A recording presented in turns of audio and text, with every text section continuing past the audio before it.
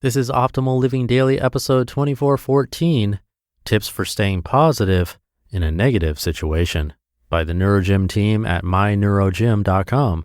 And I'm Justin Malik, your very own personal narrator. Welcome to Optimal Living Daily, could be OLD for short, where I read the best blogs to you with permission from the authors, covering productivity, minimalism, self-help, or personal development, all that fun stuff. With that, let's get right to another post and start optimizing your life.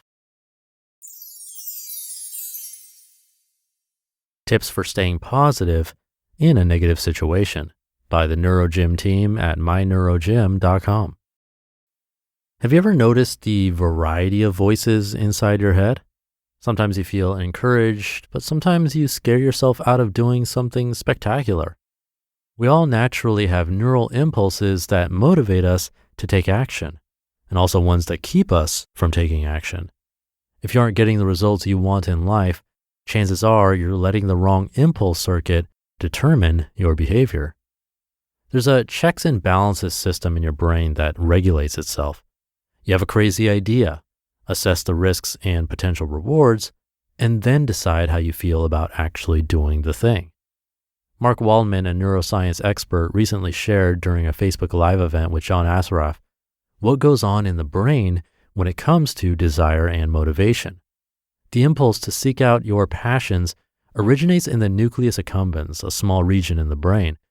Next, your brain instantly starts showing you possible scenarios that could occur, both positive and negative. Your prefrontal cortex, the front area of your brain, is activated when you start using your imagination. Your brain is hardwired to prevent you from any harm, whether physical or emotional. Because of this, humans are naturally averse to taking risks. The negative voice in our head often tells us that we won't succeed, so why bother? The same complex internal system that keeps you walking on the sidewalk instead of jumping in front of oncoming traffic can sometimes also prevent you from accomplishing your goals. In addition to avoiding the potential threat of a car hitting you, you may also be avoiding possible loss or embarrassment if you take a risk and fail. To deal with your inner critic, it helps to disassociate yourself from the voice. Instead of identifying with your inner critic, give it an identity of its own. Personify the critical voice inside of your head. Give it a name, an appearance, a distinguishing personality. Draw a picture of it and post it somewhere in your office, on the refrigerator, or to the bathroom mirror. See how it's something outside yourself? Hear how it's not really your voice? Recognize how different it is from who you are. Rick Carlson developed the concept of the gremlin in his book, Taming Your Gremlin, a surprisingly simple method for getting out of your own way, as our inner voice that rejects change and demands the status quo. This is the same inner voice that encourages procrastination and perfectionism. Whatever you want to call it, your gremlin, your inner critic, your limiting beliefs, or your negative self-talk, is one of the main reasons you stay stuck in your comfort zone, fearful to move forward in life so you can achieve your goals and dreams. And the only way out of the critical voice in your head is through it. If you want to release your inner critic, recognize that what it says isn't true. Learn how to activate your inner genius and gain the perspective to make healthy decisions. Do this exercise to stay positive whenever you feel trapped in a loop of negative thoughts. Step 1, take a deep breath and relax. Step 2, for about 15 seconds, let yourself focus on the voice of your inner critic and feel all of the corresponding emotions. Step 3, now focus on a positive thought. Imagine a possible future scenario that's extremely positive.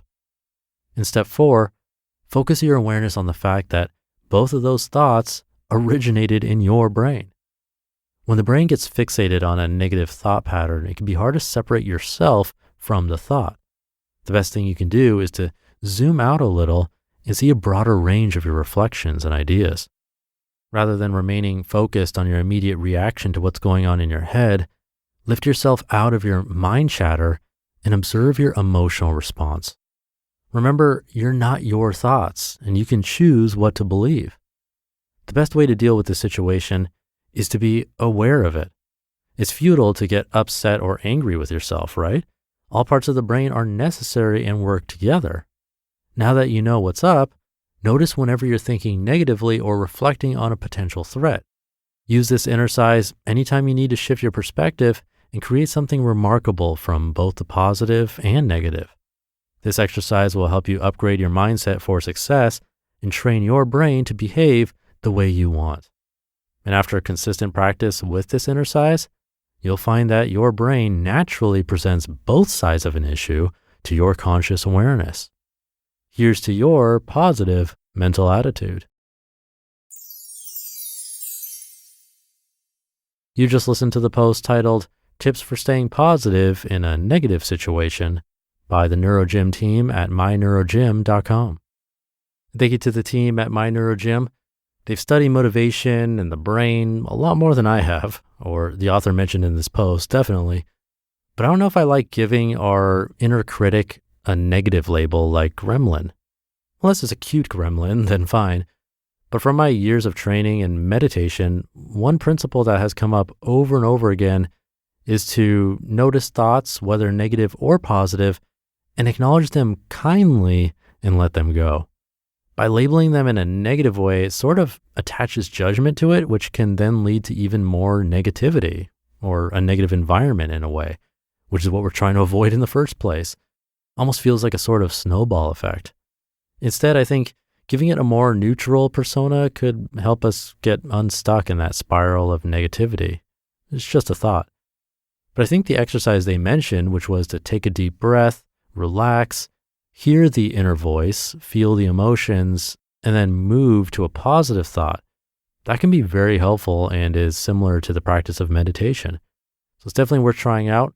Let me know how it goes. Thank you for listening. Hope you're having a great morning, afternoon, or evening whenever you're listening to this. And I'll see you tomorrow where your optimal life awaits.